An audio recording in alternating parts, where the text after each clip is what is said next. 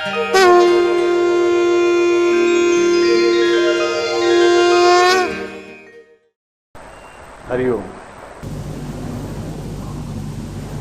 भगवान श्रीकृष्णाची रासक्रीडेमधील 3 रासक्रीडा आपण बघितल्या. गोपरास, गोविंदा, गोपीरास किंवा राधारास, आणि तिसरा बघितला भक्तिरास. आज आपल्याला 4थ्या रासाकडे वळायचं आहे. हा रास आहे ज्ञानरास. आपण 9 नावं मागे गेल्यावर गुरुवारी मी सांगितलं होतं नाही का, बरोबर. तर हा जो ज्ञानरास आहे, हा ज्ञानरासाची सुंदर संपूर्ण अभिव्यक्ती आपण जशी भक्तिरासाची अभिव्यक्ती श्रीकृष्णाच्या जन्मापासून बघतो, त्याचप्रमाणे ह्या चरित्रामध्ये ज्ञानरासाची अभिव्यक्ती सुद्धा श्रीकृष्णाच्या प्रथम अवतरणापासूनच झालेली. आणि प्रथम अवतरण म्हणजे त्याच्या आईच्या उदरातून बाहेर येणं नव्हे, तर आईच्या गर्भामध्ये अंकुरण ह्या क्षणापासून झालेले. आणि ती कशी? आपण कृष्णाला कुठल्या कुठल्या नावाने आळवतो. आपण त्याला योगेश्वर म्हणतो, आपण त्याला कृष्णम वंदे जगद्गुरु म्हणून जगद्गुरु म्हणतो. पण तरी हा कृष्ण शब्दाचा अर्थ आपण बघितला होता. कृष्ण म्हणजे सर्वांना समानपणे आकर्षित करणारा तो कृष्ण. समानेना कृष्णयती सर्व दिशाना कृष्ण. कृष्ण म्हणजे फक्त घननीळ काळा रंग नव्हे, तर कृष्ण म्हणजे सर्वांना समानपणे आकर्षित करून घेणारा. तर ज्या क्षणी हा जगदाधार आपल्या मातेच्या देवकीच्या गर्भामध्ये अंकुरला, तेव्हाच ह्या एका सुंदर रासाची सुरुवात झाली. आणि श्रीकृष्णाच्या चरित्राच्या लौकिक अंतापर्यंत आणि त्याच्यानंतरही हा ज्ञानरास सातत्याने खेळला जातो. मागे आपण गेल्याच गुरुवारी शेवटी बोलताना मी सांगितलं होतं की श्रीकृष्ण पूर्णावतार का म्हटला जातो, की एकंदर महाविष्णूचे 24 अवतार मानले गेले. त्यातले दशावतार हे वेगळ्या अर्चना अवतार असल्यामुळे आपण वेगळ्या प्रकारे पूजतो. त्याच्यामध्ये आपण मत्स्य अवतार घेतला, वराह अवतार घेतला, राम घेतला, विठ्ठल घेतला, कल्की घेतला. कल्की म्हणून अजून झाला नाही म्हणून आपण ह्या युगापर्यंत त्याच्यावर सध्या बोलूया ना. हे बाकीचे अवतार त्याच्यापेक्षा कनिष्ठ आहेत का? मी मागे सांगितलं, कुठलाही देव दुसऱ्या देवापेक्षा कनिष्ठ नाही की ज्येष्ठही नाही. पण तरी ह्याला पूर्णावतार का म्हटलं जातं? तर महत्त्वाची गोष्ट अशी आहे की ह्या एका अवतारामध्ये जर आपण नीट बघितलं तर मनुष्याचे सर्व गुणधर्म, मनुष्यत्वाचे, त्याने अवतार घेतला मनुष्य म्हणून, तर त्या मनुष्यत्वाचे सर्व गुणधर्म समानपणे सांभाळलेले श्रीकृष्णाने. आणि संपूर्णपणे माणूस असूनही तो संपूर्णपणे परमेश्वरी गुणधर्मही धारण करत होता, म्हणून ह्याला पूर्णावतार म्हटलं जातं. ही अत्यंत महत्त्वाची गोष्ट लक्षात घ्या. मग आपण म्हणून रामामध्ये गुण नव्हते का? नव्हते. कुठल्या अर्थाने म्हणायचं आहे? राम कनिष्ठ म्हणून नव्हे, तर ही त्याच परमेश्वराची, त्याच प्रभू रामाची लीला आहे. रामाने जन्म धारण केला, कौशल्याच्या उदरामध्ये तो जन्मला. परशुराम आईच्या पोटी जन्मला. नरसिंह वामन कुणी जन्मले नाहीत, प्रगटले. मत्स्यावतार प्रगटला, वराहावतार प्रगटला, कुर्मावतार प्रगटला. पण राम आणि लक्ष्मण आणि परशुराम ह्या तिघांनी जन्म घेतले, पण तरी परशुराम चिरंजीव आहे, त्याने मृत्यू धारण केला नाही. रामाने मृत्यू स्वीकारला. श्रीकृष्ण हा एकमेव अवतार आहे, त्याने माणसाचा मर्त्यपणा सुद्धा स्वीकारला. इतर माणसांना जसा मृत्यू असतो तसाच मृत्यू ह्या परमेश्वराने स्वतःच्या पायाला जखम करून घेऊन स्वीकार. ही त्याची लीलाच, पण त्याने पूर्णत्वाने इथे मानवी खेळ खेळला, लक्षात ठेवा. आणि म्हणून श्रीकृष्ण हा पूर्णावतार आहे. मनुष्य म्हणून अवतार घेतल्यानंतर तो पूर्णपणाने मनुष्याचे सर्व गुणधर्म त्याने स्वीकारले. एकाच क्षणाला मनुष्य म्हणून सर्व गुणधर्म स्वीकारणं आणि त्याच क्षणी सर्व परमेश्वरी गुणधर्म धारण करणं, ही परमेश्वराची लीला ह्या श्रीकृष्ण अवतारामध्ये प्रगटली, म्हणून आपण त्याला पूर्णावतार मानतो. ह्याच्यामध्ये आपल्या लक्षात येईल की हा ज्ञानरास श्रीकृष्णाने कसा खेळला. इथे ज्ञानरसा रास खेळताना त्याने मनुष्याच्या जीवनातील प्रत्येक रास खेळला. मनुष्य जीवनाचं सकल ज्ञान हे त्याच्या मर्त्यपणामध्ये असतं, त्याच्या मृत्यूच्या भीतीमध्ये किंवा मृत्यूच्या जाणीवेमध्ये असतं. ती जाणीवसुद्धा त्याने स्वीकारली, पूर्णपणे स्वीकारली. श्रीकृष्णाचा मृतदेह नंतर त्याच्या इतर नातलगांच्या हातात मिळालेला आहे. ही लक्षात ठेवण्याची गोष्ट आहे की सर्व गुणधर्म त्याने स्वीकारले आणि म्हणूनच मनुष्याला सर्वश्रेष्ठ ज्ञान रास ठेवण्याचा अधिकारही त्यानेच स्वतः प्रगट केला, मिळवला नाही. लक्षात ठेवा, तो रामावतारामध्ये होता, कुर्मावतारामध्येही होता, परंतु मनुष्यासाठीच परमेश्वर अवतार धारण करत असतो. लक्षात ठेवा, स्वतःसाठी नाही. कारण आपण आपल्या त्रिमितीमधून चतुर्मितीतलं हे जग बघू शकत नाही. म्हणून ह्या सर्व मितींच्या पलीकडे असलेल्या परमेश्वराला आपल्या त्रिमितीमध्ये यावं लागतं. आणि ह्या त्रिमितीमध्ये आल्यानंतर आपल्याला ह्या सर्व नीतींचं, सर्व मितींचं अखिल ज्ञान देण्यासाठी, हा ज्ञानरास खेळण्यासाठी जन्मापासून मृत्यूपर्यंत ह्या अवतारामध्ये हा एकमेव अवतार ज्ञानरास खेळ. ज्यावेळेस त्याने गीतेमध्ये सर्व ज्ञान सांगितलं, ते ज्ञान तो स्वतः जगलेला दिसतं. प्रत्येक ठिकाणी ह्या परमेश्वराच्या प्रेमाची, त्याच्या कळवळ्याची आपल्याला जाणीव होते की स्वतःच्या भक्तांसाठी ज्याने मृत्यूसुद्धा स्वीकारला, स्वतः अमर्त्य असून हे परमेश्वर रूप किती श्रेष्ठ असेल. ज्या क्षणी माणसाला मृत्यूचं ज्ञान पूर्णपणे झालं, त्या क्षणी तो अमृत झाला, अमर झाला. मागे मी म्हटलं होतं की मनुष्य मरतो म्हणजे काय, तर त्याचा श्वास जेव्हा उच्छ्वास बनतो, आणि अमर होतो म्हणजे काय, जेव्हा त्याचा उच्छ्वास श्वास होतो. म्हणजे उच्छ्वासाची क्रिया ही जेव्हा श्वासासारखी होती तेव्हा तो अमर झाला, आणि जेव्हा श्वास हाच उच्छ्वास झाला तेव्हा तो मेला. तर हे मर्त्यपण, हे ज्ञान सर्व जगाला देण्याची कुवत धारण करण्यासाठीच, म्हणजे जगाला ज्ञान देण्याची त्याची कुवत नाही असं नव्हे, तर जगाला त्याच्याकडून ज्ञान घेण्याची कुवत प्राप्त व्हावी अशी कुवत त्याने प्राप्त केली. लक्षात ठेवा. म्हणजे जसं आपण लहान मुलाशी खेळताना आई कशी म्हणते, बोबड्या बोबड्या बोलत बोलते, तिला चांगलं बोलता येत नसतं का, कशा आहेस रे सोन्या माझ्या, तिला म्हणता येत नाही कसा आहेस रे सोन्या माझ्या बोलतात, पण ती त्याच्याशी मुलाशी मूल होऊन खेळते. त्याचप्रमाणे ह्या जगदाधार श्रीकृष्णाने आपला मर्त्यपणा संपूर्णपणे स्वीकारला, फक्त भक्तिरासासाठी नाही तर ज्ञानरासासाठी आणि कर्मरासासाठी. ज्या क्षणी देवकीच्या गर्भामध्ये हे श्रीकृष्ण महाराज अवतरले, त्याच क्षणाला देवकीला ज्ञानप्राप्ती होते. तोपर्यंत देवकी रडते, दुःखाने गांजते, पण तरीही 8व्या अवताराच्या अवतारित्वासाठी झगडते. वसुदेव हा जगदाधाराचा बापसुद्धा ह्याचसाठी झगडतोय. आणि ज्या क्षणी श्रीकृष्ण जन्माला येतात तिच्या उदरामध्ये, त्या क्षणी ती माता देवकी वसुदेवाला म्हणते की हे नाथ, आज मला सर्व ठिकाणी आनंदाचा आविर्भाव दिसतो, माझ्यामध्ये ह्या बेड्यांमध्ये आज मला ह्या कंसाबद्दल कुठेही वैरत्वाची भावना दिसत नाही, तर मला त्याची कीव येते. ज्या क्षणाला हा जगदाधार मातेच्या उदरात जन्मला, तोच तिला सम्यक आणि सकल ज्ञान देऊन की प्रेम म्हणजे काय. त्याच क्षणी ही देवकी वसुदेवाला सांगते की मला ह्या पुढील मुलाच्या जन्माच्या मृत्यूची भीती वाटत नाही, जन्माची आणि म्हणून मृत्यूची, कारण जन्मताच मुलं मरत होती, तिच्यासाठी जन्म आणि मृत्यू वेगळे नव्हते.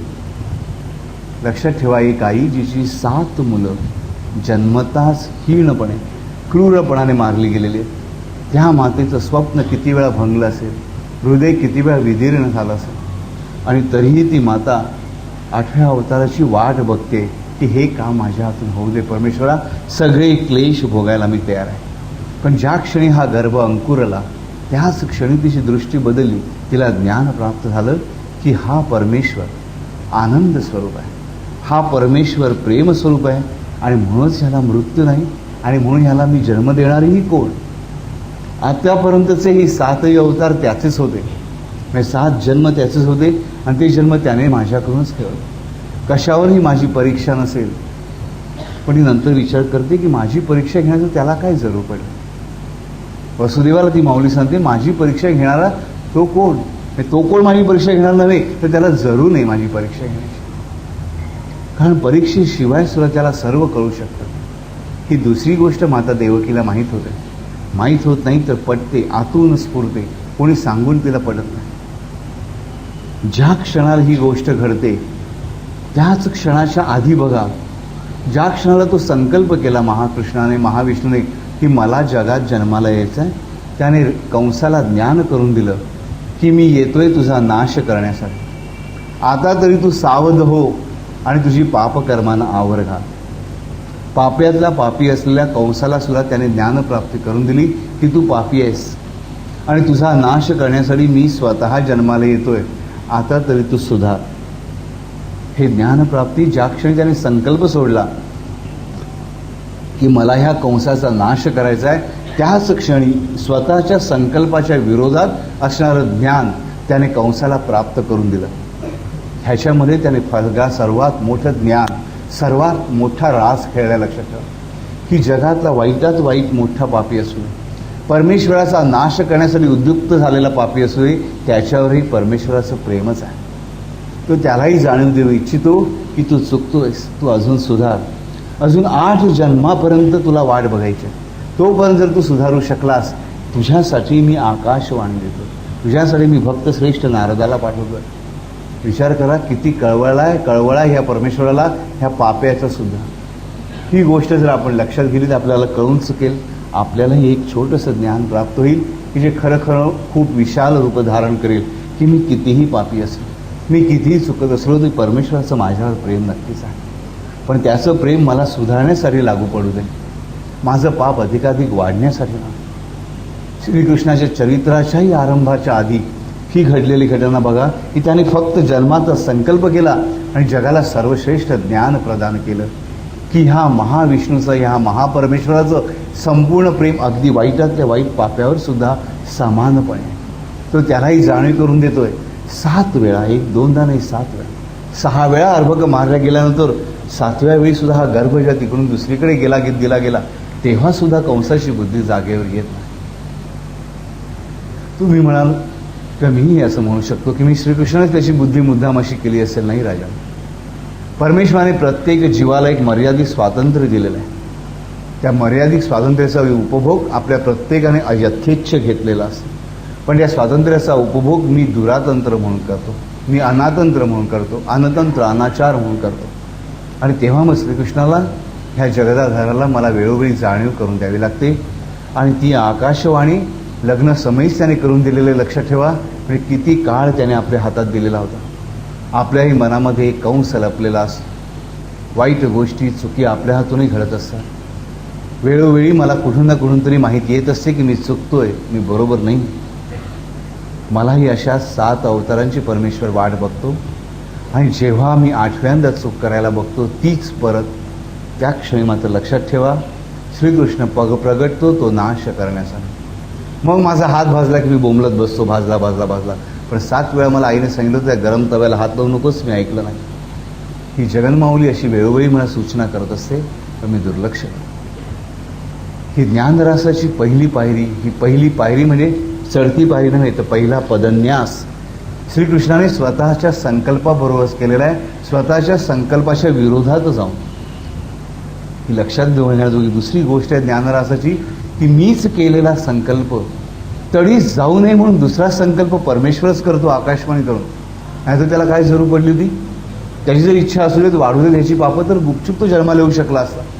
बरोबर, एवढी त्याची माया नक्कीच होती ना की या योग मायेच्या सानिध्याने तो त्याला भ्रष्ट करू शकला असता, त्याची बुद्धी भ्रष्ट करू शकला असता. पण नाही, परमेश्वर स्वतःच आकाशवाणी करतो 7 जन्मांच्या अगोदर. आणि त्याची योग माया जी आहे ती स्वतः 8व्या अवताराला जेव्हा तो मारायला बघतो त्या प्रगट होऊन त्याला सांगते की अजून तरी जागा हो कंसा. नाही जागा. म्हणजे परमेश्वराची माया जी आपण म्हणतो की माझी बुद्धी भ्रष्ट करते, नाही राजा, त्या मायेचा अंगीकार करून आपण आपली बुद्धी भ्रष्ट करतो. ती सतत कडाडत असते तरी मी तिच्याकडे लक्ष देत नसतो. लक्षात ठेवा. आणि म्हणून आपण त्या रासामध्ये बघतो की ज्या क्षणी कंस ती बालिका उचलतो त्याच क्षणी त्याच्या हातून दूर पडते आकाशामध्ये आणि मोठा कडकडाट होतो. असा ह्या मायेचा कडकडाट तुमच्या माझ्या प्रत्येकाच्या आयुष्यामध्ये होत असतो. ती कडकडत असते पण आपण तिच्याकडे लक्ष पुरवत नाही. आपण सर्वांनी कडक लक्ष्मी बघितलेली असेल दारोदारी फिरताना. किती जणांनी तिथे उभं राहून कधी विचारलं की तुम्ही काय करता बाबांना, हे तुम्ही असं का करता. कोणीही माहिती करून घ्यायचा प्रयत्न केला, मला हात वर करा. बरेच जण आपण तिला घाबरतो, बापरे नको त्याने शाप दिला तर अपशकुनी असते, नको बाबा त्याच्या 4 आणि घे, रुपया घे आणि पळ एकदा. बरोबर, तर तेवढेही त्याला आपण घाबरत असतो. लहानपणी आपण त्याच्या अंगावर झालेल्या जखमा होऊन घाबरलेलो असतो. पण कोणीतरी विचार केला विचित्र प्रथा का निघाली असेल, त्या प्रथेच्या मागे काय मूळ भूमिका. ह्या कडक लक्ष्मी करणाऱ्या परत बायका नाहीत, पुरुष आहेत आणि पूर्ण पुरुष आहेत, त्यांना मुलंबाळं सुद्धा असतात. हे कुठल्या नावाने फिरतात, हे डोक्यावरती कुठल्या देवीचा मुखवटा घेऊन फिरतात आम्हाला माहिती असतं नाही. ती कुठली गाणी म्हणतात आम्हाला माहितीच नाही. त्या गाण्यांचा अर्थ खरंच खूप सुंदर आहे. त्या गाण्यांचा अर्थ वेगवेगळ्या भाषेत आहेत. काही मराठी भाषेत असतात, काही कानडी, तर काही तुलू भाषेमध्ये असतात त्यांची गाणी. आणि ह्या 3 भाषांमध्ये हे कडक लक्ष्मीचे लोक विखुरलेले आहेत. त्यातल्या एका गाण्याचा अर्थ फक्त मी आज तुम्हाला सांगतो, कारण खूप गाणी आहेत, जवळजवळ 150-200 गाणी आहेत त्यांची. एकाच गाण्याचा अर्थ किती सुंदर आहे बघा. तिकडे हे आवाहन करतात योगमायेला. हिला ते म्हणतात जोगतीन किंवा जोगमाया. जोगमाया म्हणजे योगमाया.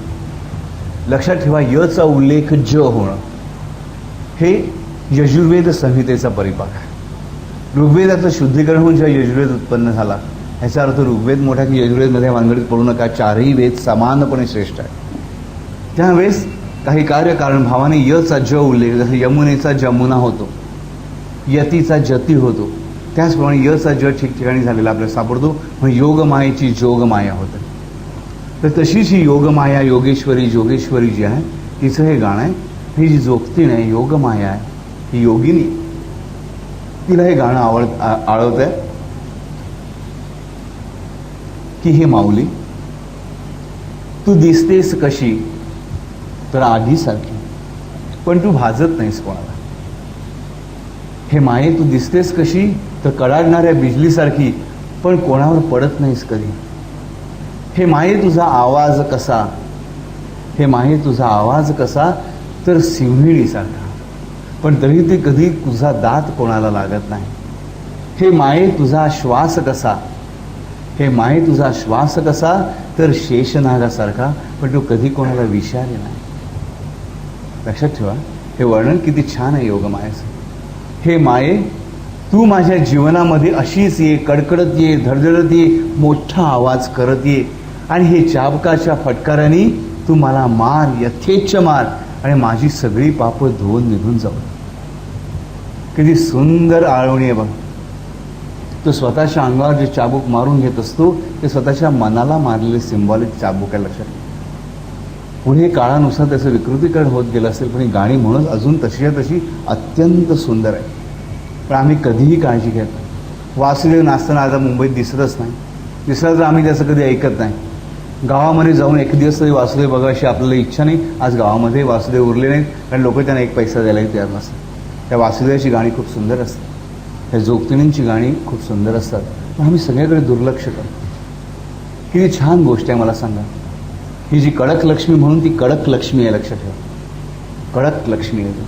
पण ही कडक लक्ष्मी कशासाठी कडक आहे ह्याचा विचार आपण मनापासून केला. तर अशी ही आदिमाया, योगमाया जी आहे, त्या योगमायाने स्वतः श्रीकृष्ण जन्माच्या अगोदर ह्या कंसाला सावध केलं की सावध हो राजा, तुझा शत्रू, तुझा नाश करणारा श्रीकृष्णाने ऑलरेडी अवतार घेतलेला आहे. तरीही कंस शांत होत नाही. तरी कंस विचार करते, मी एवढं जे अनाचार पाप करतोय, प्रत्यक्ष बापाला तुरुंगात टाकलेलं आहे, ऋषीमुनींना तुरुंगात टाकलेलं आहे, कुठलंही चांगलं कृत्य मी होऊन देत नाही आहे. आणि ज्याने असंख्य स्त्रियांना भ्रष्ट केलं त्या जरासंधाच्या मुलीच ह्याच्या दोन्ही पत्नी आहेत. लक्षात. हे सासराजावी किती भयंकर आहेत विचार करा. तरी ह्या कंसाची बुद्धी जागेवर येत नाही. इथे ज्ञानरास आपण परत बघतो की संपूर्णपणे योगमाया अज्ञान प्रवर्तिनी नाही आहे, तरी पूर्णपणे ज्ञानस्वरूप आहे. ही कृष्णाची योगमाया, कृष्णाचा ज्ञानरास खेळायला त्याच्याबरोबर सिद्ध झालेली. त्यानंतर आपण मागच्या वेळेस एक जी गोष्ट बघितली की यमुनेची, या यमुनेच्या पात्रातून वसुदेव निघालेले आहे. यमुनेला भक्तीचं भरतं येतं आणि यमुना वाढत वाढत जाते, आणि ज्या क्षणी कृष्णाचा पदस्पर्श तिला होतो तिची भक्ती पूर्ण होते आणि ती परत शांत होते. माणसाच्या भक्तीमध्ये जेव्हा ही ओढ लागते, देवा मला तूच हवास, तूच हवास, त्याच क्षणाला जनाबाईचं मागेच 2-3 गुरुवापूर्वी मी तुम्हाला एक अभंग सांगितला होता. जनाबाईला गोणाई विचारते, अगं हसवीस का जनाई, अगं मला देव दिसला. कसा दिसला ग, वर्णन कर नजरा मायसे. नामदेवाची आई आणि पत्नी दोघी परमेश्वराच्या भक्त आहेत. त्यांचं जनीवर खूप प्रेम. जनाई म्हणते, विठू माझा लेकूर वाळा, विठू माझा लेकूर वाळा, संगे गोपाळांचा मेळा, पुढे चाले ज्ञानेश्वर, मागे मुक्ताई सुंदर, पुढे चाले ज्ञानेश्वर, मागे मुक्ताई सुंदर, नामा करांगुली धरी, चोका जीवा बरोबरी. परमेश्वराचं दर्शन कसं होतं हे सांगितलंय जनाबाईने याच्यामध्ये, की जेव्हा मी नामयाचं बोट धरतो, हे परमेश्वराच्या नामाचं बोट धरतो, नामस्मरण मी घट्ट धरून ठेवतो. आपण बोट कसं धरतो? आपण आपल्या बाळाला घेऊन चालतो, बाळ आपलं कसं बोट घट्ट धरतं, तसं आपण ज्या नामाचं बोट धरतो आणि चोका जीवा बरोबरी चोखपणा जीवित धरतो. त्या क्षणाला परमेश्वर मला प्राप्त होतं. कसा? तर त्याचं ज्ञान आधी मला प्राप्त होतं. मग मला परमेश्वर दिसतो आणि त्याच्यामागे उभी असते ती परमेश्वराची सायुज्य मुक्ती. परमेश्वराच्या आधी येणारी मुक्ती ही कोरडी मुक्ती आहे. ती सगळ्या भगवत भक्तांनी नाकारलेली आहे. नको आम्हाला तुझी मुक्ती देवा, आम्हाला फक्त तुझी भक्ती हवी. कारण मुक्ती मिळाली की तू आणि मी हा भाव मिटला, तो नको आहे मला.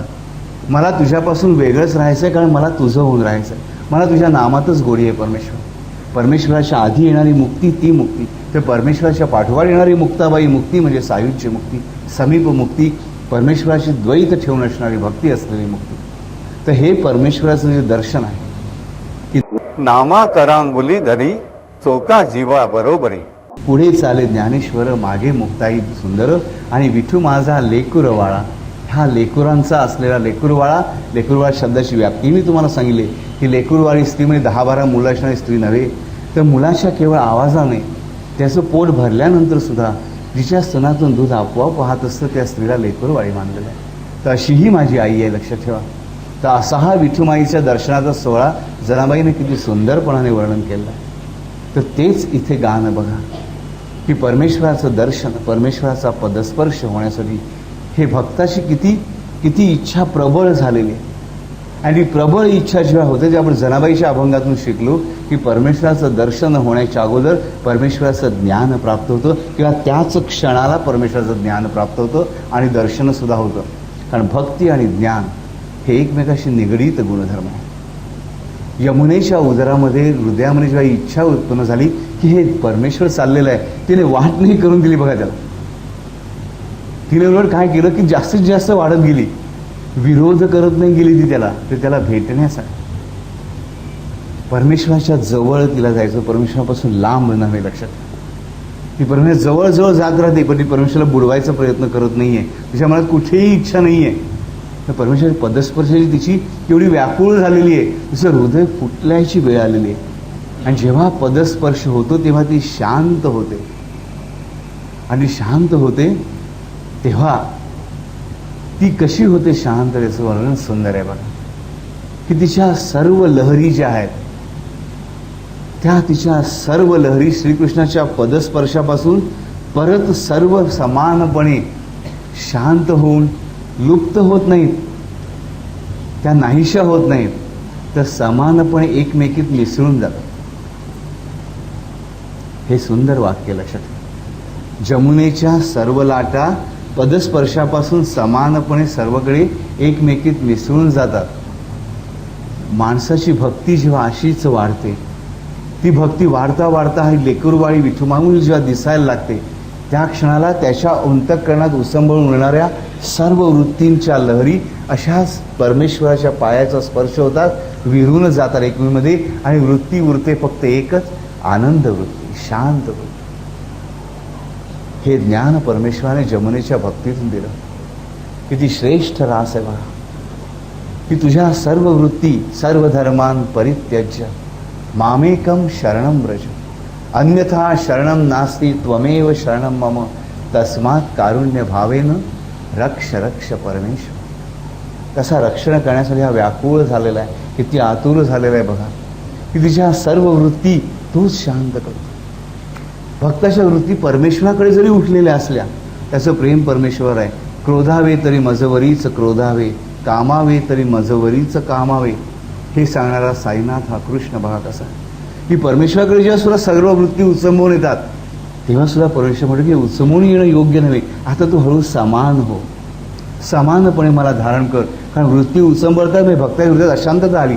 कधी भेटतो माझा देव, कसा भेटतो माझा देव, बघा श्वास वाढला, हृदयक्रिया वाढली, अशांतता आली. ती अशांतता सुद्धा आपल्या भेटीची परमेश्वराला मान्य नाही, त्याने ती वृत्ती समान केली. परमेश्वराच्या पदस्पर्शाचं हे ज्ञान किती सुंदर आहे बघा. हा ज्ञानस्पर्शाचं हे दुसरं तिसरं पाऊल बघा किती सुंदरपणे खेळलं गेलं आहे ह्या काल नदीच्या तीरावरती, ह्या जमुनेच्या तीरावरती. त्यानंतर ज्या माऊलीने आपल्या तिला दूध पाजून वाढवलं, त्या यशोदा माईला त्याने तोंड उघडून दाखवलं. आपल्या मुखामध्ये संपूर्ण ब्रह्मांड दाखवलं आपल्या माईला. ह्या मैयाला सगळं दाखवलं, सर्व ब्रह्मांडाचं ज्ञान करून दिलं. जिने आपल्या पुत्रासारखं, पुत्र समजून नाही तर पुत्र म्हणूनच प्रेम केलं, त्याच्या बाळलीलांवर अमरत्वाने प्रेम केलं.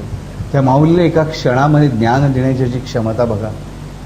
हे ज्ञान देऊन सुद्धा परत मी बाळ होतो, बाळच राहिलो आहे हे तो परत तिला दाखवलं.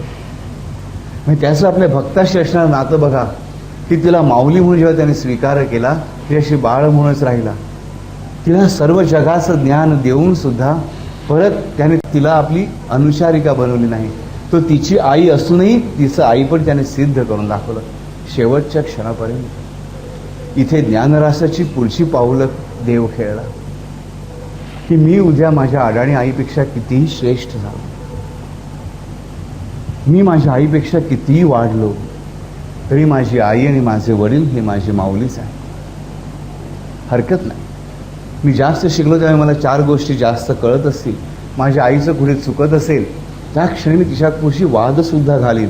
पण तो वाद घालताना सुद्धा, तिला समजावून सांगताना सुद्धा माझ्या मनामध्ये अपरंपार प्रेम असलं पाहिजे. माझी आई जेव्हा माझ्याशी चुकीचं वागेल तेव्हा तिच्याशी भांडताना सुद्धा मी शत्रूशी भांडत नाही. लक्षात ठेवा, मी माझ्या आईशी भांडतोय, माझ्या माऊलीशी भांडतोय, मी तिच्यापेक्षा श्रेष्ठ नव्हे. ही गोष्ट प्रत्येक स्त्री आणि पुरुषाने लक्षात ठेवण्यासाठीच हा रास श्रीकृष्णाने खेळला, की माझ्या माऊलीला मी संपूर्ण ब्रह्मांडाचं दर्शन घडवीन, पण तरीही तिचा लेकरच आहे. माझी आई चुकते, माझ्याशी भांडते, माझ्याशी पक्षपातीपणाने वागते, मी तिला समजावून सांगण्याचा प्रयत्न करीन, तिच्याशी वाद घालीन, पण तरी देखील ती माझी आई आहे, शत्रू नाही आहे. लक्षात ठेवा, ही अत्यंत महत्त्वाची गोष्ट. हे अत्यंत महत्त्वाचं ज्ञानरासाचं एक सुंदर पाऊल श्रीकृष्ण खेळला. आपण फक्त चित्रपटामध्ये श्रीकृष्ण तोंडामध्ये फिरणारे सगळे ग्रह तारे पण खुश होतो, वा वा. हे ब्रह्मांड माझ्यासाठी, माझ्या आयुष्यामध्ये हा रास नीट खेळला गेला पाहिजे. मी जेव्हा माझ्या आईशी भांडेन किंवा मी आई म्हणून माझ्या मुलांशी भांडेन, तरी माझे शत्रू नाही आहे, ते लक्षात ठेवा. लक्षात ठेवण्याची महत्त्वाची गोष्ट मला स्वीकारायला हीच पाहिजे रासापासून, की मी जेव्हा मोठेपणाने एखादी गोष्ट माझ्या आईवडिलांसाठी किंवा माझ्या मुलामुलींसाठी करणार आहे, त्या क्षणाला माझ्या मनामध्ये हा मोठेपणाचा भाव नसला पाहिजे. ही अत्यंत महत्त्वाची गोष्ट ह्या श्रीकृष्णाने आपल्या ज्ञानरासाच्या पुढल्या पदन्यासातून केलेली. त्यानंतर श्रीकृष्णाच्या अनेक घटनांमध्ये अनेक गोष्टी आपण शिकतच आहोत. प्रत्येक गोष्ट जर आज आपण अवघान करायची म्हटली तर अनेक वर्ष निघून जातील या ज्ञानरासामध्ये, भक्तिरासामध्ये, गोपीरासामध्ये. त्यानंतरची सर्वात श्रेष्ठ गोष्ट येते म्हणजे गीता. ह्या भगवंताने गीता सांगितली कधी बघा. पांडवांची परीक्षा पांडवांनी स्वतःच पास झालेले. सगळ्यात जवळचा भक्त होता गुडाकेश अर्जुन. सर्वात जवळची लाडकी बहीण होती द्रौपदी, जिचं नावाभिमान आहे कृष्णा. अग्निशिखा आहे. त्यांना काय दिलं परमेश्वराने मला सांगत असं बघायचं झालं तर? सगळीकडून दुःख दिलं, सगळीकडून त्रास दिला. श्रीकृष्णाचे अत्यंत जवळचे आप्त, अत्यंत जवळचे प्रेम असूनही त्यांचा अध्यात्मच त्याने चुकवला का नाही?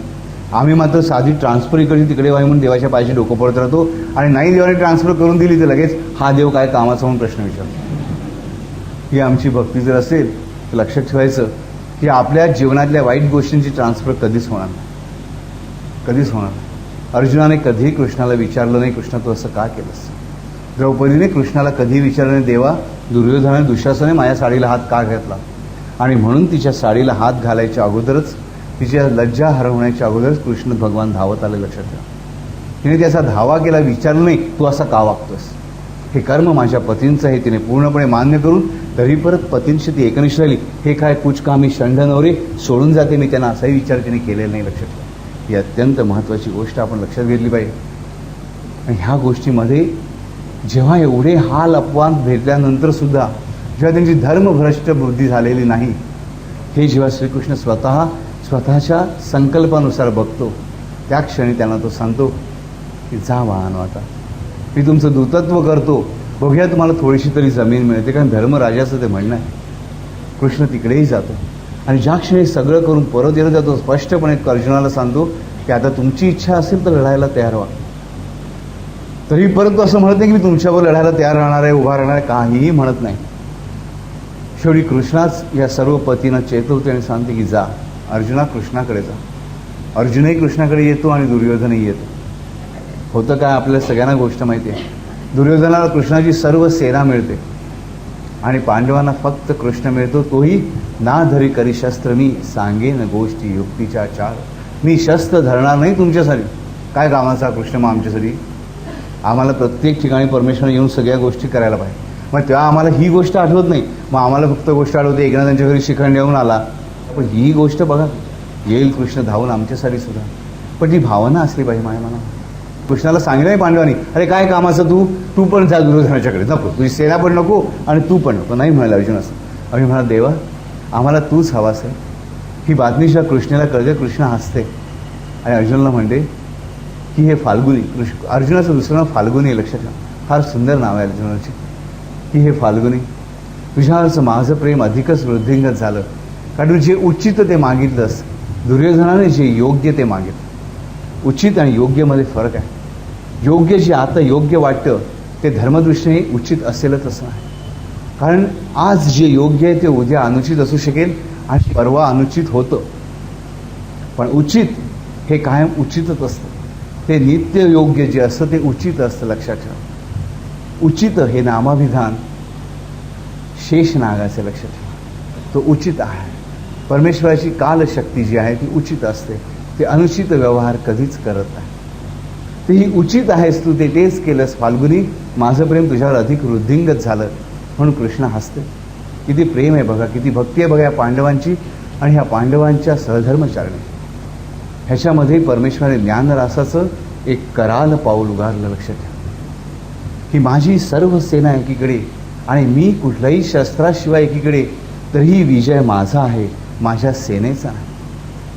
परमेश्वराची सेनेची नावं सुद्धा कशी आहेत जर आपण लक्ष देईल की आपण ज्यांना सर्व बाकीची ऐश्वर्य मानतो भक्तीशिवाय, ती सर्व ऐश्वर्य म्हणजे कृष्णाची सेना आहे, लक्षात ठेवा. आणि भक्ती प्रेम आनंद स्वरूप असलेला परमेश्वर. कारण परमेश्वराची भक्ती परमेश्वराशिवाय वेगळी नाही. परमेश्वराचं नाव आणि परमेश्वर वेगळा नाही, ही गोष्ट लक्षात ठेवा. त्यामुळे स्वतः परमेश्वर नामरूप असलेला परमेश्वर, भक्ती स्वरूप असलेला परमेश्वर आणि त्याच्या विरोधात त्यानेच सर्व दिलेली ताकद, त्याने सर्व दिलेलं ऐश्वर्य, त्याने सर्व दिलेल्या शक्ती जर उभ्या ठाकल्या तरी विजय शेवटी कोणाचा आहे? अर्जुनाचा आहे. नामे विजय जो. अर्जुनाचं दुसरं नाव आहे विजय. सुंदर सुंदर नाव आहे ते अर्जुनाची, लक्षात ठेवा. आणि तो विजय कसा आहे? कारण त्याच्याबरोबर स्वतः भक्तिरूप असलेला, प्रेम स्वरूप असलेला, सत्य स्वरूप असलेला, धर्म स्वरूप असलेला, आनंद स्वरूप असलेला परमेश्वर. मी जेव्हा परमेश्वराकडे काही मागतो मी जरूर मागणार आहे. मी व्यवहारातला सामान्य मनुष्य. मी अनेक गोष्टी मागणार आहे, पण त्याबरोबर मी परमेश्वराला सुद्धा मागणार आहे. मी मागेच विचारलं की लोक मला प्रश्न विचार, आम्ही ही उपासना काय करू, याच्यासाठी काय करू? बाबांनो ही अमुक अमुक उपासना करा. काम झाला झाला प्रश्न येतो, आता आम्ही ती बंद करू का? गरज सरोनी वैद्य मरू. मला आता परमेश्वराची जरूर पडली नाही. प्रश्न असायला पाहिजे की मला हे आणखीन करावं असं वाटतं. झालं आता माझं काम झालं ना, परत जेव्हा जरूर पडेल तेव्हा मी परत प्रश्न विचारीन, परत तेवढ्यापुरती उपासना करीन आणि परत मला माझं फळ मिळवतं. आपण दररोज नित्य क्षणाला श्वास घेत असतो. परमेश्वर जेव्हा ठरवतो की तुला श्वास घेऊ द्यायचं नाही, जीव कसा घुसमटतो, लक्षात ठेवा. ताबडतोब डॉक्टरकडे धावपळ केली जाते. डॉक्टर चला चला चला लवकर चला, श्वास घेता येत नाही.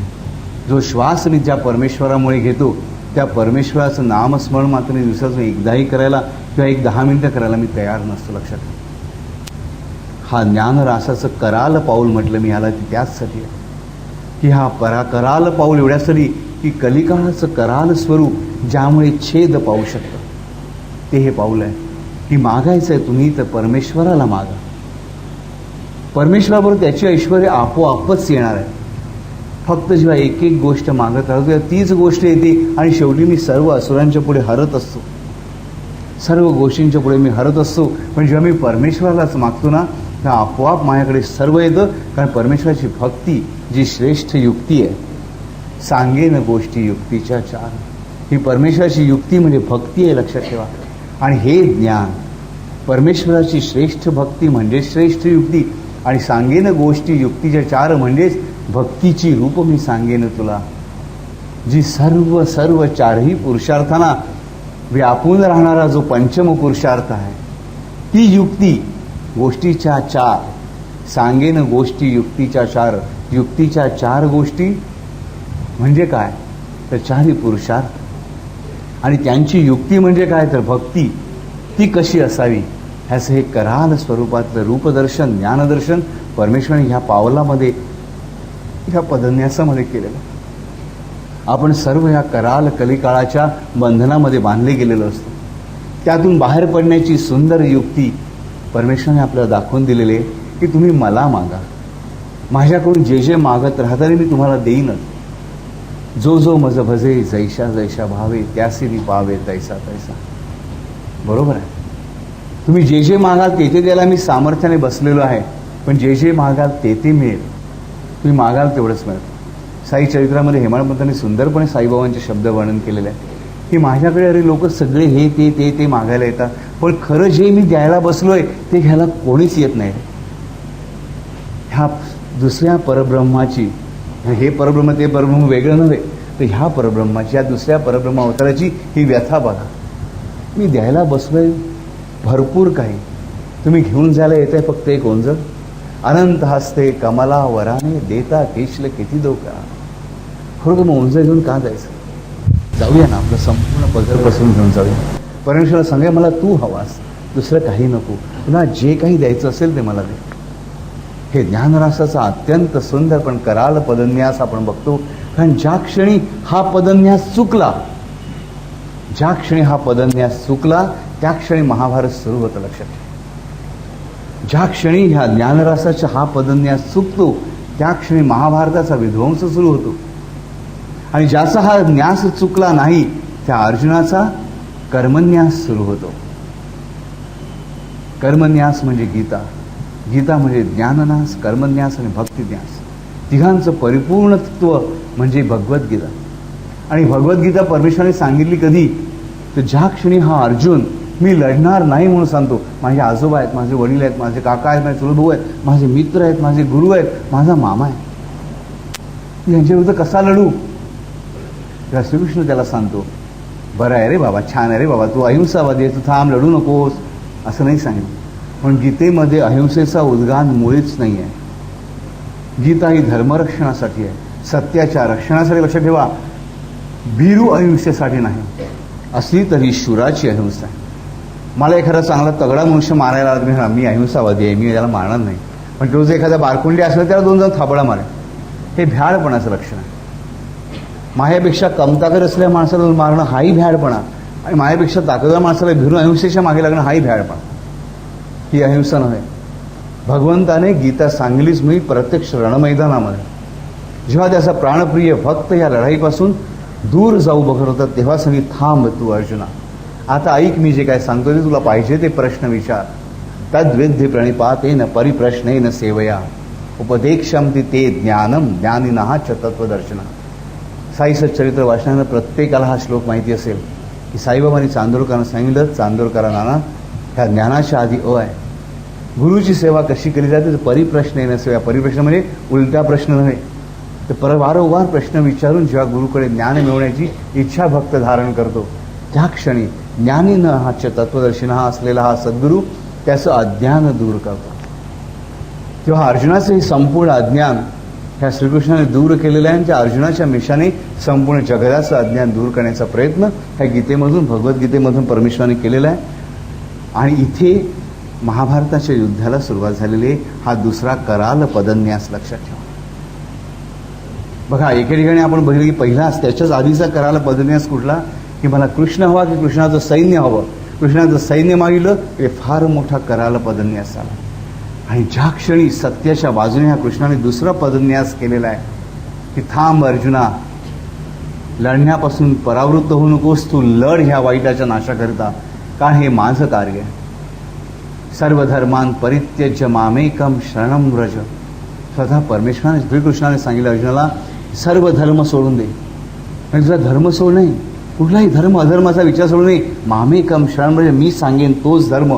आणि म्हणून तुझ्या मनामध्ये कितीही प्रेमाचा धर्म असला की हे माझे वडील आहेत, हा माझा धर्म आहे, ह्याला मी मारू कसा, हा माझा गुरु आहे, हा माझा धर्म आहे, ह्याला मी मारू कसा, हे सर्व धर्म तू सोडून दे आणि फक्त मी सांगेन तोच धर्म.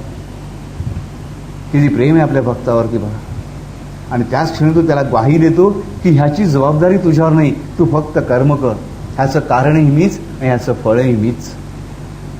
आपण सगळे शब्द वापरत राहतो की कर्म करीत राहा, कर्माच्या फळाची अपेक्षा धरू नकोस.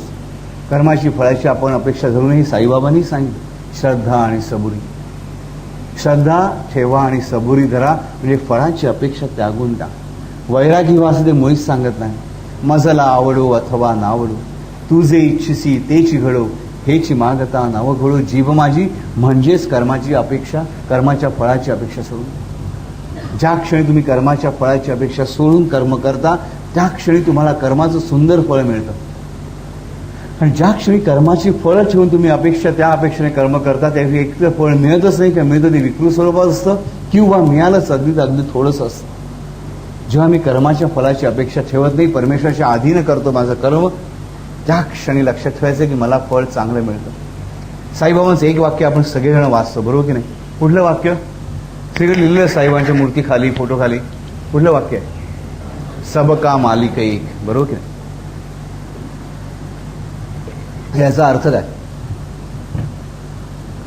सबका मालिक एक आपण वर्षानुवर्ष वाचत आलो. सबका मालिक एकचा अर्थ काय? कोणी उठून सांगितलं तर मला आनंद आहे. म्हणजे सर्व धर्मांचा ईश्वर शेवटी एकच, बरोबर. पण खरा अर्थ तो नाही आहे राजा. साईनाथ सर्व धर्मांच्या पलीकडे आहे. भगवान श्रीकृष्ण सर्व धर्मांच्या पलीकडे आहे. तो काय सांगतोय? सबका मालिक एक. आपल्या सर्वांचा मालिक एकच आहे. माझा जो मालक तोच माझ्या शत्रूचाही मालक आहे. लक्षात. जो माझा मालक तोच ज्यांना मी फसवतो त्याचाही मालक आहे. जो माझा मालक तोच जो मला फसवतो त्याचाही मालक आहे. जो माझा मालक तोच जिच्यावर मी प्रेम करतो माझी पत्नी म्हणून तिचाही तोच मालक आहे. सबका मालिक एक आहे. माझ्या म्हणूनच प्रत्येक कृत्याची म्हणजे माझा देव वेगळा आणि शत्रूचा देव वेगळा असं होणार नाही राजा. जरी मी भले साईनाथांनाच भजन करत असेल आणि माझा शत्रू अक्कलकोट स्वामींचं भजन करत असेल, की असं नाही होणार की माझ्यासाठी अक्कलकोट महाराज आणि साईनाथ लढाई करायला उभे राहतील. मुळीच नाही. दोघं मिळून जो कोणी वाईट असेल त्याच्या नाशासाठीच उभे राहतील. आपण शिवाजीच्या चरित्रामध्ये एक गोष्ट बघतो की राजा जयसिंहाने शिवाजीच्या नाशासाठी बगलामुखीचा होम सिद्ध केला. आता पहिली गोष्ट म्हणजे या बगलामुखी मातेबद्दल लोक घाबरतात की काही तांत्रिक देवता आहे का? मुळीच नाही. लक्षात ठेवा, बगलामुखी माता ही दशमहाविद्यांपैकी एक महाविद्या आहे. हिचं ध्यान केलं जातं ते स्वतःच्या मनातील आणि शरीरातील वाईट गोष्टींचा नाश करण्यासाठी, दुसऱ्याचा नव्हे. आणि म्हणून जयसिंहाने जेव्हा ह्या बगलामुखी मातेचं होम संपन्न केला, पुरस्चरण केलं, अनुसरण केलं, त्या क्षणी शिवाजीचा नाश झाला नाही, जयसिंहाचा पूर्णपणे नाश झाला. सबका मालिक एक ह्या शब्दाचा अर्थ लक्षात घ्या की जो माझा मालक आहे तोच ज्याच्याशी मी वाईट वागतो त्याचाही तोच मालक आहे. आणि जो माझ्याशी वाईट वागतो त्याचाही तोच मालक आहे. जो मला माहिती आहे त्याचाही तोच मालक आहे. जो मला माहीत नाही त्याचाही तोच मालक आहे. माझ्या भूतकाळाचाही तोच मालक आहे, माझ्या भविष्यकाळाचाही तोच मालक आहे आणि माझ्या वर्तमान काळाचाही तोच मालक आहे. सबका मालिक एक. माझ्या तीनही काळांचा तोच मालक आहे. माझ्या यशाचाही तोच मालक आहे आणि माझ्या अपयशाचाही तोच मालक आहे. माझ्या सद्गुणांचाही तोच मालक आहे, माझ्या दुर्गुणांचाही तोच मालक आहे. माझ्या भक्तीचाही तोच मालक आहे आणि माझ्या अभक्तीचाही तोच मालक आहे. सबका मालिक एक. साईनाथाने किती सुंदर वाक्य सगळ्या जगाला सांगितलं. लक्षात ठेवा, हा ज्ञानरास आहे. श्रीकृष्णाने हाच ज्ञानरास खेळला. सर्वधर्मान परित्यज्य मामेकम शरणं व्रज, अन्यथा शरणं नास्ति त्वमेव शरणं मम. हा भक्ताचा भाव आणि त्या भक्ताच्या भावाचा हुंकार कसा आहे? सर्वधर्मान परित्यज्य मामेकम शरणं व्रज, सबका मालिक एक. हे अर्जुना, तुला तुझ्या आधीचे जन्म माहीत नाहीत, पण मला ते माहिती आहे. फरक फक्त एवढाच आहे, आपण दोघेही जे जन्मानुजन्म एकत्र असलो ते तुला तुझे पूर्वजन्म आठवत नाहीत, मला तुझे सर्व जन्म माहिती आहे. तुझ्या सर्व कर्मांचं कारणही मीच आणि सर्व कर्मांचं फळ देणारही मीच आणि त्या फळाशेनुसार तुला नवीन सहाय्य पुरवणारही मीच. जाणा येथे आहे सहाय्य सर्वांचं. सहाय्य तुमच्या कर्मासाठी सहाय्य आहे. ही महत्वाची गोष्ट लक्षात घ्यायची की सबका मालिक एक. म्हणून आपण जर वाईट कोणाचं चिंतलं तर ते आपल्याकडेच परत करते त्याचमुळे. म्हणून मी नेहमी सांगतो की ऍक्शन आणि reaction actually equal and opposite. समोरच्याने जेवढं वाकडं केलंय तेवढंच त्याशी वाकडं ठेवा. त्यापेक्षा जास्त वाकडं केलं ते तुमच्याकडे परत येणार आहे, कारण तो बॅलन्स तराजू घेऊन बसलेला आहे. ही लक्षात ठेवलेली गोष्ट आहे. न्याय देवता आंधळी का ह्याच्या मागचे पाश्चात्यांचं तत्वविधान तेच आहे. आपण तिला आज आंधळी झालेली बघतो म्हणजे पूर्णपणे ती न बघणारी बघतो. हे आंधळी म्हणजे ती निपक्षपाती आहे. तर तिने मुद्दाम गांधारीसारखी पट्टी बांधून घेतलेली आहे. आपली गांधारी कशी सत्यप्रिय होती तशी यांची न्यायदेवता सत्यप्रिय, की हा माझा तो परका, असा तिच्याकडे कुठलाही पक्षपात नाही.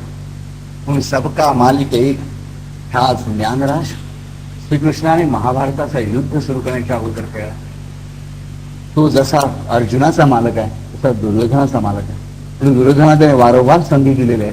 तो गांधारीशी जाऊन बोललेला आहे. पण शेवटी जेव्हा वेळ आली तेव्हा कितीही भीष्म त्याचा प्रिय भक्त असला ते भीष्माच्या नाशासाठी तो उद्युक्त झालेल्या लक्षात ठेवा. आणि तरी भीष्माचं कौतुक केला. भीष्माबद्दल आदराची भावना आहे. भीष्माला तो साहित्य मुक्ती देऊन बसला. सब काम आली ते.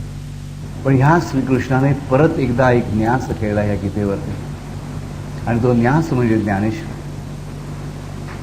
ज्ञानेश्वरीची भाषा अमाप गोड आहे. एकनाथांनी म्हटल्याप्रमाणे वाचावी तरी वाचावी, बहुतची वाचावी, एखादी तरी ओवी अनुभवा.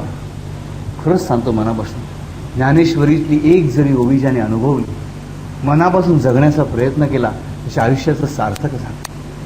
ज्ञानेश्वरी म्हणजे अमृतानं, साक्षात अमृताची धारा, प्रेम. ज्ञानेश्वरांची वाणी किती लाडीक आहे माहिती, एकदम गोड आहे. खरोखरच आपल्या आईने आपल्या बाळाशी बोलावं, लहान घ्या बाळाशी बोलावं, त्याला भरवत भरवत बोलावं. हा घास चिवचा, हा घास काऊचा, घे रे माझ्या राजा. अक्षरशः त्या भाषेमध्ये. म्हणूनच ज्ञानेश्वर ज्ञानोबांना आपण ज्ञानेश्वर माऊली म्हणतो. त्याचा उल्लेख सगळे वारकरी पंथाचे लोक माऊली म्हणून करतात. ह्या माऊलीची भाषा खरोखरच इतकी सुंदर आहे. ओम नमो जी आद्या वेद प्रतिपाद्या, जय जय स्वसंवेद्या आत्मरूपा, देवा तूची गणेश, सकलार्थ मती प्रकाश, म्हणे निवृत्ती दासू अवधारितो.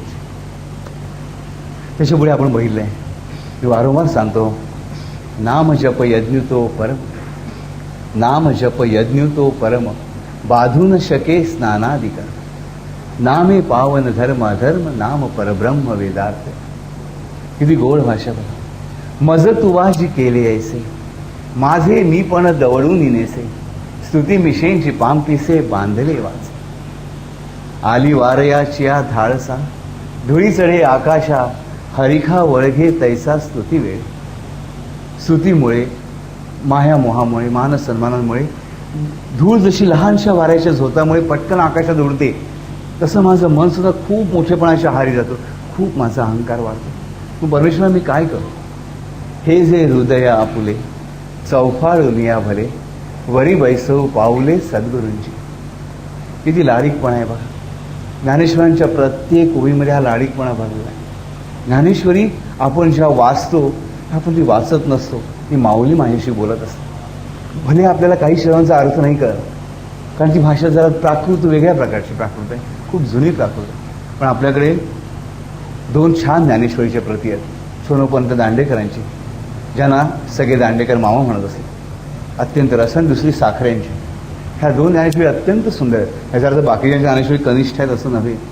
त्यांची एक्सप्लेनेशन्स खूप चांगली, ती आपण वाचू शकतो. पण ती ओवी वाचता वाचता माझ्या मनामध्ये एक सुंदर स्पंदन उत्पन्न होतं. ज्ञानेश्वरीबद्दल अनेक ठिकाणी लिहिले गेले आहे की अनेक महामंत्र या ज्ञानेश्वरीमध्ये लपलेले आहेत. ते महामंत्र आपल्याला शोधण्याची आवश्यकता नाही, लक्षात ठेवा. ज्याने ज्ञानेश्वरी जगायचा प्रयत्न केला, मनात धारण करण्याचा प्रयत्न केला, त्यासाठी प्रत्येक महामंत्र त्याच्या मनामध्ये जागृत होईल, उठेल आणि त्याला आपोआप प्राप्त होईल. असा दुसरा ग्रंथ तुलसीदासाने लिहिला, रामचरितमानस. रामचरितमानस हा एक अत्यंत सर्वश्रेष्ठ ग्रंथ आहे. वाचता वाचता खरंच डोळ्यातून पाणी येतं. किती सुंदर वाणी आहे त्या रामभक्ताची. तुलसीदास सर्वांना नमस्कार करताना पहिला नमस्कार, नंतर सगळ्यात शेवटचा नमस्कार कोणाला करतात तर निंदकांना करतात. आणि वरती काय म्हणतात म्हणजे की हे परमेश्वरा, ह्या निंदकांचे माझ्यावर खूप उपकार आहे.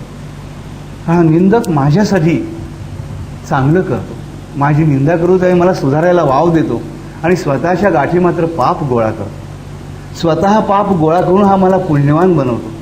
त्याच्या जिभेने हा माझा मळ दूर करतो. परमेश्वर हा किती महान आहे. म्हणूनच मी ह्याला अत्यंत प्रेमाने नमस्कार करतो. तुळशीदासाची भाषा अत्यंत मधुर होते. जेव्हा तुळशीदास या हनुमंताचं वर्णन करतात, ते खरंच सांगतो मनापासून, ती सुंदर कांड जे आहे तुलसी रामायणामधलं, ते पूर्णपणे हनुमंताचं कांड आहे. ते खरंच प्रेमाने वाचतो. हनुमंत या महाशक्तीचं पूर्ण अवगाहन अत्यंत लाडीकपणाने तुलसीदास करतो, अत्यंत प्रेमाने. लक्षात ठेवायचं की तुळशी रामायण जेव्हा तुलसीदासांनी लिहिलं, तुलसी मानस लिहिलं, त्या समोर साक्षात हनुमंत बसलेले होते. साक्षात हनुमंत दैवत पुढे बसलेलं आहे. तुलसीदासासारखा सुंदर प्रेमळ भक्त लिहितोय. लक्षात ठेवायचं तुलसी मानस किती सुंदर झालं असेल. तुलसीदास हनुमान चालिसामध्ये म्हणतात हनुमंताबद्दल, दुर्गम काज जगत के जेते, सुगम अनुग्रह तुम्हारे देते. पवन तनय बल पवन समाना, पवन तनय बल पवन समाना, पवन तनय बल पवन समाना, बुद्धी विवेक विज्ञान निदाना, बुद्धी विवेक विज्ञान निदाना. कवन सुकाज कठीण जग माही, कवन सुकाज, सुकाज म्हणजे सुकर्म, कठीण जग माही, जो नाही होय तात तुम पायी. हे तात, हे माझ्या बाबा, असं जगात कुठलं सुंदर काम आहे की जे तू सहजपणे करूच शकत नाहीस, करू शकत नाही. तात तुम पायी. तुलसीदासाची भाषा अत्यंत सुंदर. संपूर्ण सुंदरकाळ माणसाला नुसतं प्रेम देत राहत. पण हे आपण शिकलं पाहिजे. हा ज्ञानरास आपण ज्ञानेश्वर बोलता बोलता तुलसीदासाकडे गेलो, पण गोष्ट अशी आहे की ही सगळी प्रेमरास आहे. हा ज्ञानरास तुलसीदासाच्या प्रत्येक ओळीमध्ये, प्रत्येक चौपाईमध्ये भरलेला आहे. तुलसीदासाची एक चौपाई आपल्याला माहिती असेल, हनुमान चालिसाच्या आधीची. मला अगदी मोह आवरत नाही ते तुम्हाला सांगायचा. श्री गुरु चरण सरोज रज, श्री गुरु चरण सरोज रज, निज मन मुकुर सुधारी. श्री गुरु चरण सरोज रज, निज मन मुकुर सुधारी. श्री गुरु चरण सरोज रज, श्री गुरूंच्या चरण कमळांच्या स्पर्शाने पुनीत झालेल्या धुळीचा एक कण. श्री गुरु चरण सरोज रज, निज मन मुकुर सुधारी. माझे जे चंचल मन आहे ते सुधारून दे. श्री गुरु चरण सरोज रज, निज मन मुकुर सुधारी. बरनौ रघुबर बिमल जसु, जोदायकु फलचारी. बुद्धिहीन तनु जानिके, बुद्धिहीन तनु जानिके, बरनौ बन कुमार. बुद्धिहीन तनु आहे माझी, हे लक्षात घेऊन मी ह्या पवन कुमाराचं स्मरण करतोय. बलबुद्धी विद्या देहु मोही, हरहु कले सविकार. बलबुद्धी विद्या देहु मोही. बलबुद्धी आणि विद्या हे परमेश्वरा, हे हनुमंत मला दे. बलबुद्धी विद्या देह मोही, हरहु कलेस विकार, की ज्याच्यामुळे माझे क्लेश विकार नाहीसे होऊ देत ते परमेश्वर सांगले, माझे क्लेश विकार दूर कर. बलबुद्धी विद्या देह मोही, हरहु कलेस विकार. जय हनुमान ज्ञान गुण सागर.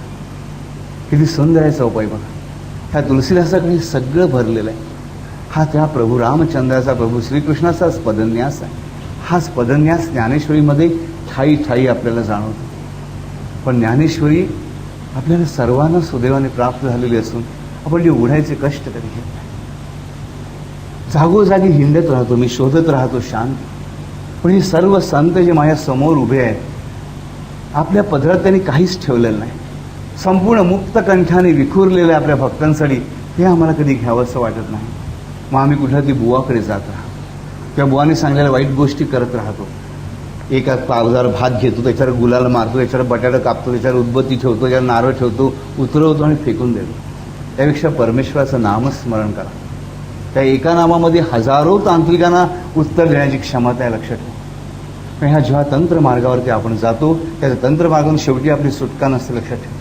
त्यापेक्षा भक्ती मार्ग स्वीकार, परमेश्वराचे चरण धुंडाळा, परमेश्वराची देवळं धुंडाळत राहू नका. सगळ्या देवळातला मारुती काही वेगळा नाही, लक्षात ठेवा. एकच आहे. प्रत्येक देवळातला कृष्ण काही वेगळा नाही, प्रत्येक देवळातला साईबाबा काही वेगळा नाही, लक्षात ठेवा. तो एकच आहे. पण तो एक आहे कधी, जेव्हा तो माझ्या मनामध्ये बसलेला असेल तेव्हा. जर माझ्या मनात परमेश्वर बसलेला नाहीये तर सगळ्या देवळांमधला परमेश्वर वेगळाच नाही, तर तो पूर्णपणे परमेश्वरत्वापासूनच वेगळा. तो परमेश्वर रूपच नाही आहे, लक्षात ठेवा. तर हा ज्ञानरास ह्या गीतेमध्ये परमेश्वराने खेळला, जो ज्ञानेश्वरी बनून आपल्याकडे परत पुढे आला.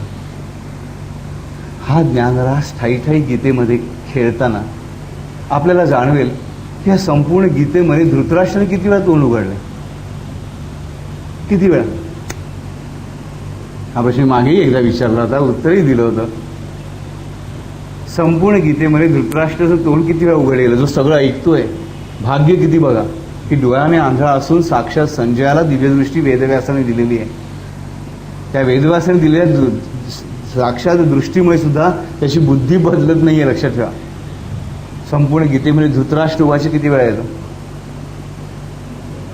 फक्त एकदा येतं. आणि ते सुद्धा किती विचित्रपणे येतं आपण बघितलं की हा ज्ञानरासामध्ये आपण सगळे धृतराष्ट्र असतो, आपण आंधळे झालेलो असतो. आपण या भगवंताचा ज्ञानरास हे कराल पदन्यास बघतच नाही. परमेश्वराने मला दिव्यदृष्टी देऊ केली म्हणजे मला गीता दिली, मला ज्ञानेश्वरी दिली, मला दासबोध दिलाय, मला मनाचे श्लोक दिले. ज्ञानेश्वरी समजायला कठीण असेल, मनाचे श्लोक तर अजिबात कठीण नाही. ही साधी सुधी गोष्ट मी स्वीकारत नाही म्हणजे मी धृतराष्ट्रच असतो. परमेश्वराने घडवलेलं महाभारत मी बघत नसतो, धृतराष्ट्र बघायला मला मजा येते, मला राग येतो. हा धृतराष्ट्र माझ्यामध्ये लपलेला असतो. माझ्या बुद्धीची अवहेलना जेव्हा माझं मन करत असतं, माझ्या बुद्धीचे संपूर्ण शृंगार जेव्हा मन लुटत असतो आणि तिला संपूर्णपणे निर्वस्त्र करत असतो, तेव्हा सुद्धा मी धृतराष्ट्र होऊन बुद्धीच्या हालांकडे बघत राहतो, पण मी भक्तीच्या मार्गाला वळत नाही. ह्या धृतराष्ट्राने ज्या ठिकाणी तोंड उघडले त्या क्षणी आपलं लक्ष देईल ह्या धृतराष्ट्र कुठे बाहेर नाही आहे, धृतराष्ट्र म्हणजेच मी स्वतः. धृतराष्ट्र तिकडे विचारलेला प्रश्न संजयाला आपल्याला सांगून जातो की हा धृतराष्ट्र दुसरा कोणीही नसून प्रत्येक मानवच आहे, की जो आपली लाडकी स्नुषाची बुद्धी, तिला खरोखर तिच्यावर चाललेला मनाने केलेला अत्याचार शांत चित्ताने बघत राहतो. याच्यामुळे तो उन्मिलित झालेला नसतो, जरी सामील झाला नसतो तरी साक्षी भावाने बघत राहतो. आणि जेव्हा जेव्हा परमेश्वरी दिव्य दृष्टी देतो ती दिव्य दृष्टी मी स्वीकारत नाही. मी मनाचे श्लोक वाचतो का? नाही वाचत. पण वाईट वाढून घेऊ नका. ज्याने ज्याने मनाचे श्लोक संपूर्णपणे कमीत कमी एकदा वाचलेले आहेत, पूर्णपणे एका बैठकीमध्ये एकदा वाचलेले आहेत, त्याने हात वर करा.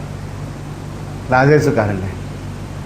बघा, सगळ्यांनी एकदा मागे वळून बघा किती जण हात वर केलेत, काही जण पुढे बघा. आपल्या लक्षात येईल ही किती कमी जणांनी वाचलं. म्हणून अत्यंत सोपी गोष्ट आहे, अत्यंत सुंदर गोष्ट आहे. आणि हे रामदासांनी जी आपल्याला एवढी सुंदर गोष्ट दिली तिला आम्ही पट्टी बांधून घेतली, आम्ही धृतराष्ट्र झालो. हा मग देवाचा कराल पदन्यास सुरू होतं ज्ञानरासाचं. लक्षात ठेवा, हे मनाचे श्लोक तरी मला वाचता येऊ देत. मला भले नाही कळली गीता, मला नाही कळला दासबोध, हरकत नाही. ही महत्त्वाची गोष्ट आहे की हा जो ज्ञानरास आहे, ह्या ज्ञानरासाचा हा दुसरा कराल पदन्यास आपण परमेश्वराचा बघितला. पहिला कराल पदन्यास दाखवून दिलं की मी वाईटांचा नाश कसा करतो. दुसरा कराल पदन्यास दाखवतो की जो माझा संपूर्णपणे त्याचा शत्रूंचा नाश मी कसा करतो आणि त्याचं अज्ञान दूर करून मी त्याला पूर्णपणे माझा म्हणून कसा वश करून घेतो. ही अत्यंत महत्त्वाची गोष्ट आहे. दुसऱ्या पदन्यासामध्ये, ह्या ज्ञानरासाच्या दुसऱ्या पदन्यासामध्ये मी बघितलं. त्यानंतर महाभारताचा शेवट व्हायची वेळ युद्धाचा. आपण ती मागे गोष्ट बघितली आहे की परीक्षिताचा मृत्यू होतो जन्मता क्षणच. तो गर्भातच मृत्यू पावलेला आहे. श्रीकृष्ण भगवान तिकडे येतात. कुंती बसलेली आहे. अभिमन्यूच्या दोन्ही पत्नींनी आकांत मांडलेला आहे. अभिमन्यूच्या दोन पत्नी कोण? आपण सगळे महाभारत बघतो, टीव्हीवरती बघतो, वाचतो, कोण की नाही? दोन पत्नी कोण? उत्तरा एक आणि दुसरी कोण? वत्सला. घटोत्कचाची गोष्ट माहिती ना, वीर घटोत्कच पिक्चरमध्ये काही बघितलं असेल की तो त्या दुर्योधनाच्या मुलीला पळून आणलो, बरोबर की नाही? ही अभिमन्यूची दुसरी पत्नी आहे. उत्तरेचा हा पुत्र आहे, पण वत्सलेचे त्याच्यावर प्रेम आहे. वत्सला आणि उत्तरा ह्या दोघीजणी अत्यंत शोक करतायत. सुभद्रा त्या क्षणाला तिथे येऊन पोचलेली असते, थोडी उशिरा येते. त्या क्षणाला सुभद्रेला माहिती पोहोचलेली आहे, फक्त ती यायला निघालेली आहे. द्रौपदी तिथे आहे, कुंती माता आहे. ह्या दोघी सुनांना अत्यंत जवळ घेऊन द्रौपदी जराही अश्रू न राहता त्यांची समजूत घालते. कृष्ण आल्याबरोबर आकांत मांडतात दोघी. कुंतीच्याही डोळ्याला पाणी येतं. कृष्णा मात्र कोरडी आहे. ती कृष्णाला मात्र जाणीव करून देते, हे कृष्णा, मला तू एक वर दिला होतास, सर्वश्रेष्ठ वर म्हणून. तर ह्या कुळाची स्नुषा म्हणून आज माझं कर्तव्य आहे की ह्या कुळाची जपणूक करणं आणि संपूर्ण या भरत कुळाचा आज एकच वंश उरू शकतो, तो म्हणजे हा पुत्र. तर माझी सर्व भक्ती ह्याच्या ठिकाणी घाल आणि माझा जो पतिधर्म, माझा जो कुलधर्म, त्याची पूर्णावस्था होईल. श्रीकृष्ण हसतो, आपली उंगली त्याच्या तोंडामध्ये घालतो आणि परीक्षित जिवंत होतो. त्याच्यानंतर सुभद्रा येते. सुभद्रेला प्रश्न पडतो की 5 पतींची ही आवडती, मी फक्त अर्जुनाची पत्नी असून अर्जुनाचं माझ्यावर एवढं प्रेम नाही. श्रीकृष्णाची मी सख्खी बहीण, मी सावत्र बहीण असली तरी त्याला सख्ख्या बहिणीसारखी आहे. तरी माझ्या भावाचंही प्रेम कृष्णेवरती जास्त. तणतणायला लागतं, नाराज होतं. ह्या दिशा प्रश्नाचं उत्तर कोणती मातेने दिलेलं आहे. ते सुंदर कवनाच्या प्रत्येक ओळीच्या शेवटी येतं की तेव्हा तू कुठे होतीस. ही कोणती माता विचारते सुभद्रेला की जेव्हा हे सगळे जण रानावनामध्ये हिंडत होते तेव्हा त्यांच्याबरोबर प्रत्येक कष्ट ह्या द्रौपदीने भोगले. सुभद्रे तेव्हा तू कुठे होतीस. जेव्हा कीचकाने अनन्वित अत्याचार करण्याचा प्रयत्न केला, नोकरासारखी गुलामाची वागणूक ह्यांना विराटाकडे मिळाली, तेव्हा सुभद्रे तू कुठे होतीस. जेव्हा हे युद्ध सुरू होण्याच्या अगोदर ह्या सर्वांची मानहानी झालेली होती, ह्यांचं मनसामर्थ्य खचलेलं होतं, ह्यांना परत उभं करण्याचं कार्य ही द्रौपदी करत होती, तेव्हा हे सुभद्रे तू कुठे होतीस. जेव्हा ह्या श्रीकृष्णाच्या बोटाला जखम झाली तेव्हा स्वतःचा पदर कापून देऊन, स्वतःची महागडी साडी शालू फाडून त्याच्या बोटाची जखम ह्या द्रौपदीने बांधली, तेव्हा हे सुभद्रे तू कुठे होतेस. जेव्हा तुझा अभिमन्यू मृत्यू पावला तेव्हा तुझ्या उत्तरेच्या आणि वत्सलेच्या अश्रूंना जवळ करून ठामपणे तिच्या गर्भाला जिवंत ठेवण्यासाठी ही द्रौपदी उभी राहिली, तेव्हा तू सुभद्रे कुठे होतीस. आणि ज्या क्षणी हिचे 5ही पुत्र गेले तेव्हा सुद्धा कुठलाही शोक न करता आपल्या सुनांची, नातवंडाची काळजी घेण्यासाठी समर्थपणे द्रौपदी उभी राहिली, तेव्हा ही सुभद्रे तू कुठे होतीस. हे प्रश्न कुंती मातेने विचारलेले आहे. लक्षात ठेवायचं, हे प्रश्न आपण आपल्या मनाला विचारले पाहिजे. जेव्हा माझ्या आजूबाजूला एखादा दुःखी जीव बघतो तेव्हा मी ते असतो. ही कुंती माता मला हा प्रश्न विचारत असते की ह्या दुःखिताचे अश्रू कधी पुसण्याचा तू प्रयत्न केलास. कुठल्या अपंगाचं अपंगत्व दूर करण्याचा तू प्रयत्न केलास. कोणाचं दुःखभार कधी स्वतः झेलायचा प्रयत्न केलास की स्वतःचे दुःख जपण्यासाठी स्वतःचं सुख कधी ओसरू नये म्हणून तू कायम सुखाच्या द्वारकेमध्ये राहण्याचा प्रयत्न केलास. कधी कोणासाठी झिजलास का. नाही. मला जमेल त्याप्रमाणे मी सेवा करतो, मला जमेल त्याप्रमाणे मी देवाचं ध्यान करतो, मला जमेल त्याप्रमाणे मी देवाची भक्ती करतो. जरा कष्ट पडायचा प्रश्न आला माझ्या शरीराला की नको मला तुमची उपासना, नको मला तुमची भक्ती. हा प्रश्न कुंती मातेने अखिल जगताला विचारलेला आहे की हे सुभद्रे तेव्हा तू कुठे होतीस. आणि त्या ठिकाणी ही द्रौपदी साक्षात अग्निशिखेसारखी असलेली भक्ती सर्व ठिकाणी खंबीरपणे उभी आहे. लक्षात ठेवा, हाही एक ज्ञानरास आहे. आणि सर्वात शेवटी ही कुंती माता जेव्हा सुभद्रेला प्रश्न विचारते तेव्हा सुभद्रा दिग्मूढ होते आणि सुभद्रा म्हणते की माते मी चुकले, की कृष्णा खरंच श्रेष्ठ आहे. त्याच क्षणी श्रीकृष्ण पहिल्यांदा सर्व आयुष्यामध्ये सुभद्रेच्या कपाळाचं चुंबन घेतो आणि म्हणतो सुभद्रे तू आज खऱ्या अर्थाने माझी झालीस. हा ज्ञानरास बघा.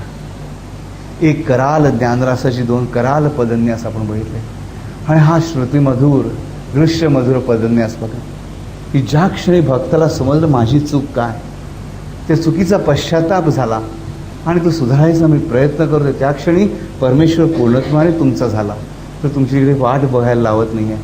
त्याच क्षणी तो सुभद्रेचा सुद्धा कृष्ण इतकाच म्हणजे द्रौपदी इतकाच झाला. हाही ज्ञानरास भक्तीचं रहस्य उलगडून दाखवणारा, माझ्या आयुष्याचं रहस्य उलगडून दाखवणारा. त्यानंतर सर्वात एक ह्याच रासाचं सुंदर पदन्यासाचं पाऊल म्हणजे उद्धव गीता म्हणजे भागवत. सर्व महापुराणांमध्ये महापुराण असणारं भागवत, त्याच्या 11 स्कंधावरती 11व्या स्कंधावरती एकनाथाने एकनाथी भागवत लिहिलं जे एवढं मोठं. ज्ञानेश्वरी एवढा सुंदर आणि रसाळ ग्रंथ म्हणजे एकनाथी भागवत. वाचायला घेतलं की हातातून सुटतच नाही. ज्ञानेश्वरीची भाषा ही त्या काळानुरूप एकनाथांची भाषा आपल्याला जास्त जवळची, सहजतेने समजून येणार. ठाई ठाई प्रेमाची उधळण झालेली दिसते. एकनाथी भागवताचं एका ठिकाणी सुंदर वर्णन केलेलं आहे की एकनाथी भागवत वाचायला सुरुवात केली की तो वाणीने त्याचा शब्द उच्चारला जातो, कानाने त्याचं माधुर्य मधुर वाणी कृष्णाच्या वासरीप्रमाणे ऐकली जाते, डोळ्यांना जागोजागी त्या कृष्णाचं सौंदर्य दिसतं, जिभेला त्या शब्दांचं माधुर्य कळतं आणि उदराला त्याचं परिपूर्णता म्हणजे आपल्याला आपलं पोट भरलेलं जाणवतं. म्हणजे सर्व वृत्तींना पूर्ण तृप्ततेचं अभिधान पावन होतं ते ह्या भागवताच्या स्मरणामुळे. व्यासाने सर्व ज्ञान मिळवलं सर्व वेद लिहिले, सर्व पुराणं लिहिली, सर्व उपनिषद लिहिली, सर्व उपपुराणं लिहिली, 4 उपवेद लिहिले, 6 शास्त्र लिहिली, दशमहाविद्या सिद्ध केल्या, तरी व्यासाला शांतता नाही. शांतता मिळेल. अशांत अवस्थेत वेदव्यास चिंतनाला बसले. सर्व भक्तिधारेचे आद्य आचार्य नारद तिथे येताना त्याला सांगतात, का रे व्यासा असा का बसलास? व्यास म्हणतो, सगळं करून झालं तरी शांतता नाही हे नारदा. नारद म्हणतात, मग तू आता श्रीकृष्णाचं जीवन चरित्र लिह. ह्या महाविष्णूचं महाविष्णू पुराण म्हणजे भागवत. ज्या क्षणी वेदव्यास हे भागवत लिहून पूर्ण करतात त्या क्षणी वेदव्यास पूर्ण शांत होतात, प्रेमाने भरून जातात. आणि त्या क्षणी ते उच्चारतात की सगळं ज्ञान लिहिल्यानंतर सुद्धा, सगळं संकलन आणि उच्चारण केल्यानंतर सुद्धा माझ्या एक गोष्ट लक्षात आली की हे खरं ज्ञान नव्हे, तर ह्या फक्त पायऱ्या आहेत त्या खऱ्या ज्ञानापर्यंत पोचण्याच्या. आणि खरं ज्ञान म्हणजे परमेश्वर प्राप्त. ही ज्ञानरसाची शेवटची पायरी बघा. या ज्ञानरसाची शेवटची पायरी साक्षात वेदव्यासांच्या बरोबर गुंफली गेलेली आहे. ह्या ज्ञानरसाचं शेवटचा पदन्यास ही उद्धव गीता. पहिली अर्जुन गीता आणि दुसरी उद्धव गीता. ह्या 2 गीता श्रीकृष्णाच्या चरित्रामध्ये खूप सुंदर गोष्टी सांगतात. हा ज्ञानरास कृष्णाने ठाई ठाई खेळला, पण हा मी धृतराष्ट्रासारखा बघणार नाही आहे. मी डोळे उघडून बघणार आहे अर्जुनासारखा, त्या द्रौपदीसारखा, त्या सुभद्रेसारखा आणि श्रीकृष्णाच्या अपरंपार अनेक भक्तांसारखा. ही सर्व जी गोष्टी माझ्या आजूबाजूला आहेत ह्या कृष्णाचा प्रत्येक पदन्यास माझ्या आयुष्यामध्ये उतरवणार आहे. ज्ञानेश्वरांच्याच वाणीने सांगितल्याप्रमाणे की माझ्याच हे जे हृदय आपुले चौफाळोनिया भले वरीबाई सहू पाऊले जगद्गुरूंची. ह्या सद्गुरूंची पावलं, ह्या श्रीकृष्णाची चरण कमलं मला माझ्या हृदयावर बसवून देत आणि हा ज्ञानरास मला खेळू दे. आपण भक्तिरास खेळलो, ज्ञानरास खेळलो. पुढच्या वेळेस आपल्याला जायचं आहे ते कर्मरासात आहे. एक लक्षात ठेवा, हे सर्व रास एकच आहे, कारण श्रीकृष्ण प्रत्येक रास समानपणे खेळलेला आहे. तो कुठेही कमी जास्त कोणाशी कधी खेळत नाही. आज आपण हा ज्ञानरास खेळलो. हा ज्ञानरास खेळताना सगळ्यात महत्त्वाची एक गोष्ट मला तुम्हाला सांगायची आहे. कृष्णाची शक्ती कोण? तर राधा, जी लादिनी शक्ती आहे. आणि ज्ञानशक्तीला सुद्धा लादिनी शक्तीच मानलं गेलेलं आहे, लक्षात ठेवा. हरिओम.